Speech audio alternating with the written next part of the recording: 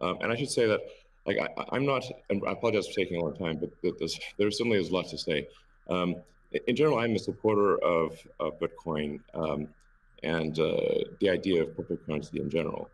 Um, but as I've said publicly, we do need to watch out for crypto taking, especially Bitcoin, using proof of work to maybe use energy that's maybe a bit too much and not necessarily uh, good for the environment. So, um, but on balance, I support Bitcoin, and I'm not an investor. The only publicly traded stock I own is Tesla, um, and the only significant thing I own outside of Tesla is my SpaceX stock that could help create both companies. So, um, but apart from that, I do own Bitcoin, and Tesla owns Bitcoin, SpaceX owns Bitcoin, and then I do personally own a bit of Ethereum and Dogecoin, of course. So. Okay, great. Thank you. And we'll get into some of those issues in more depth as well. Jack, how about you? What shaped your views of Bitcoin? The network and the community. It's deeply principled. It's weird as hell. It's always evolving, and it just reminded me of the internet when I was a kid. And I encountered alt cypherpunks when I was fairly young, and this was a topic of discussion for years. I didn't touch it until 2008 when we started Square. Elon and teams at X and PayPal inspired a lot of what we were trying to do, trying to bring in more to a physical world. But we encountered this crazy predatory system that was slow, that was obtuse, and I think one of the things that we tried to do, which X and PayPal also tried to do, is build an abstraction layer around this complication and around this predatory nature that the financial industry can tend to be, and make it work for people. But when I saw Bitcoin in 2009, you see a chance to replace the whole foundation. And everything that Elon was talking about in terms of ACH and the credit card networks were built with very different agendas in a very different time frame. And it's crazy that they still exist, and they have scaled, but they just are not relevant to today, and they're certainly not relevant to the future, especially when you consider the entire world and countries like Nigeria or Ghana or India, and its interconnection with countries like the United States and Canada and all over Europe.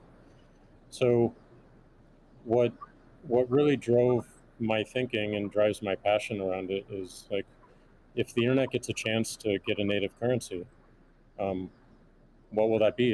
And to me, it's Bitcoin, because of those principles, because of that creation story, because of its resilience, because of the number of tests it's been.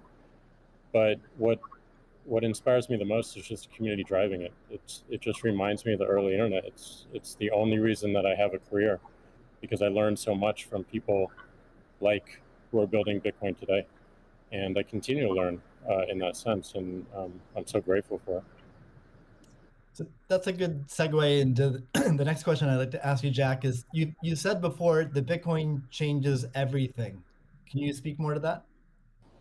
Well, I just think that a lot of what we experience in life, when you really get down to the foundation, a lot of our monetary policies, a lot of our monetary systems cause so much distraction and so much cost. And when you get to a system where you have the potential for people to truly own it, they can verify it themselves. You don't have to have trust going in. You don't have to trust it at all. You can verify it through source code or whatever your appetite is, and that any particular person can help drive the future of it. And at the same time, it's not controlled by any state. It's not controlled by any bank. It's not controlled by any corporation. And these three parties of people who participate in the network, people who mine, and also the developers, constantly debating the correct roadmap and the way forward, is a beautiful thing. And I don't know of many other consensus-based models that have existed at that scale for this long with this amount of success. And we're still fairly early. So when, I met a woman in Ethiopia 2 years ago, and she was trying to create the lift for Ethiopia. Elon, I think I reached out to you at that time as well because she really wanted some Teslas. She still has to take paper fiat cash from her passengers and pay all of her drivers in the same way because there's no monetary system that she can utilize. There's nothing digital. And Africa as a continent is hugely interconnected from a monetary standpoint, but also hugely taxed in that same way. So a lot of the potential that I see, the internet having a native currency helps her build her business in a much faster way. And also, if you consider something like Bitcoin existing before YouTube, before Twitter, before Facebook, a lot of the business models that we have today would not be the same. We would certainly not have the dependency we have upon the advertising business model if Bitcoin existed pre-Twitter. And I think the amount of business models that it enables, the amount of innovation it enables going forward, especially when you can consider the whole internet instead of going country by country by country by country, which you have to whenever you're dealing with finance, it really just opens the aperture. And that is what I want to see in my lifetime is a currency that is standard and sound for the internet that everyone can use. Great. A hallmark of Bitcoin is its fixed supply of 21 million coins. Elon referenced that earlier. It may be the first system that humans have created that humans cannot later change. Kathy, I'm curious, with your background in monetary history and macroeconomics, what are your thoughts on that type of system?